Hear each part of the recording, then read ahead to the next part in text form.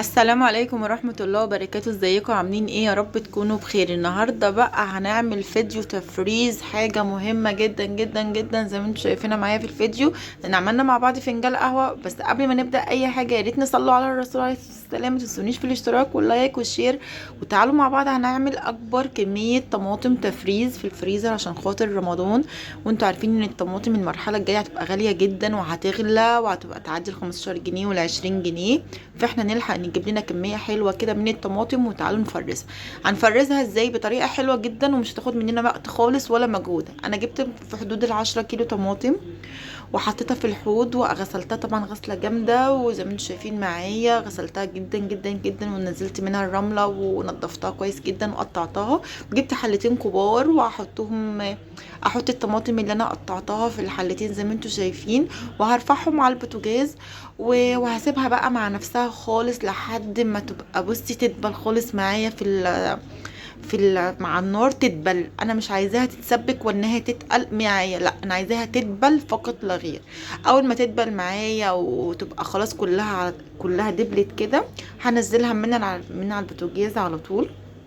وهجيب الهاند بلندر بتاعي او هجهز بقى اللي انا، او الشفشق الخلاط او ايا كان الكبه اللي عندي. شوفي ايه المتوفر عندك ممكن تنزلي تضربي بيه ايه. انا استسهلت الهاند بلندر وجبت وضربت الطماطم زي ما انتم شايفين.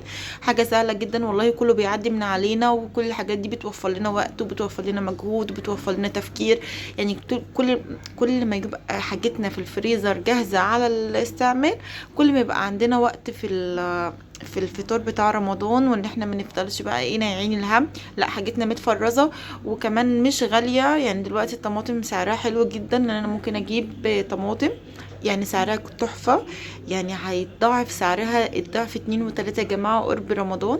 فاحنا نلحق نجيب شويه طماطم حلوين كده ونعملهم زي ما انتم شايفين. انا ضربتها بالهاند بلندر جامد خالص زي ما انتم شايفين، نعمتها خالص بالحلتين. ما شاء الله ما شاء الله، اكبر حلتين عندي اتملوا. عملت كميه حلوه قوي قوي من الصلصه دي هتنفعني محشي وهتنفعني خضار وهتنفعني في اي حاجه في رمضان. دي مش هستعملها باذن الله غير في رمضان باذن الله. ربنا كده يبلغنا رمضان لا فاقدين ولا مفقودين، اللهم امين يا رب. انا خلصت الطماطم اهوت، وهجيب المرحله اللي بعديها اللي انا هصفي الطماطم. مش هصفيها كلها، هصفي اللي انا هعمل منه خضار، واللي انا هعمل منه محشي انا مش هصفيه. فانا خلصت يعني انا بوريكم هو اللي نزلت اللي انا هشيله يعني الخضار وكده هصفيه كده. انا صفلته باكبر بولتين عندي برضو ما شاء الله، عملوا كميه حلوه جدا جدا من 10 كيلو طماطم. الصراحه عملوا لي كميه وفيره جدا. واللي في الحله ده انا ما صفيتوش عشان خاطر ده هستعمله للمحشي. بس هجيب الاكياس بتاعت التلاجة. اي حاجه متوفره عندك علب، عندك اكياس، وفري اعملي اللي انت عايزه تعمليه. دلوقتي انا عملت في حدود 12 كيس من الصلصه، واكياس كبيره مش صغيره.